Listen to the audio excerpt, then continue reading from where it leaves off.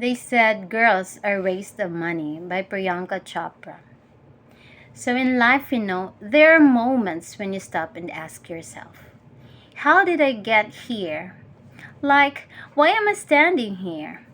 Well, this is definitely one of those moments for me, and I find myself going back to the beginning, back to my roots. I was born to incredible parents, amazing parents who served as doctors in the Indian Army. I was the firstborn, and as far back as I can remember, I made my parents very proud and happy 99% of the time. Okay, slight exaggeration of personal achievements are allowed from time to time, don't you think? My brother was born a few years later, and even then, and nothing changed for me. We were both given equal opportunities, and I want to emphasize this. I want to really emphasize this for you because I don't think a lot of people might understand that being equal might seem very normal. But where I come from, India and a lot of developing countries around the world more often than not, this is an exception. It's actually a privilege. My first experience of the glaring disparity between boys and girls came at a very, very young age.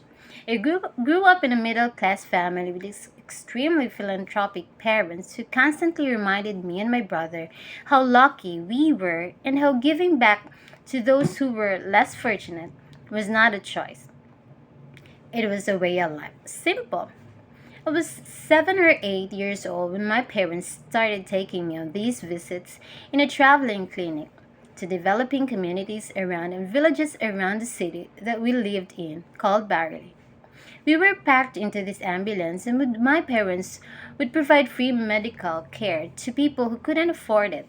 My job at the age of 8 was assistant pharmacist. So I would count all the medicines, put them in an envelope, and give it out to patients. And I really took my job very seriously. Very seriously. But the more I went on these expeditions, the more I began to notice the simplest things distinguished a boy from a girl, or a man from a woman. For example, girls were pulled out of school when they hit puberty because they were considered ready for marriage and babies. That's 12 and 13. While boys still enjoy their childhood. Our basic human rights, such as healthcare, were denied because they were women. Let's call this whole experience trigger number one for me. Fast forward a few years and many, many triggers in between.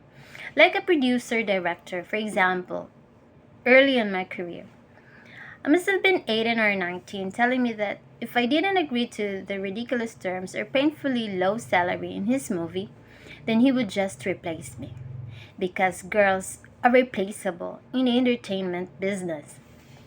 There was a memorable one.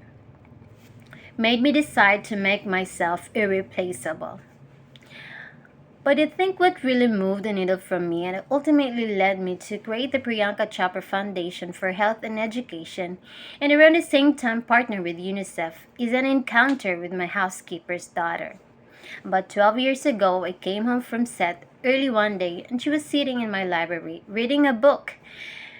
And she must be around 8 or 9 and knew she loved reading. So I asked her, I was like, this, I mean, it's a weekday. Why aren't you in school? And she said, oh, I don't want to go to school anymore. So I went to ask her mother and I said, you know, why isn't she in school? And her mom said she couldn't afford to send her and her brothers in school. So they chose the boys. The reason she would eventually get married and it would be a waste of money. I was completely blown. And it shook me to my core. Eventually, I decided to cover the cost of her education so that she could continue to learn because education is a basic human right.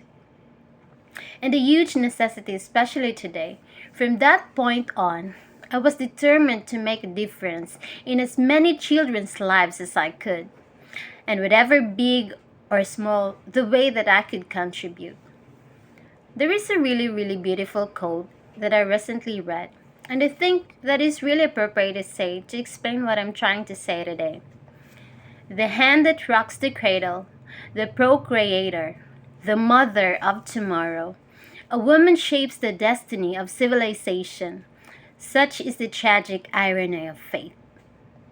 That a beautiful creation, such as a girl child is today, one of the gravest concerns facing humanity.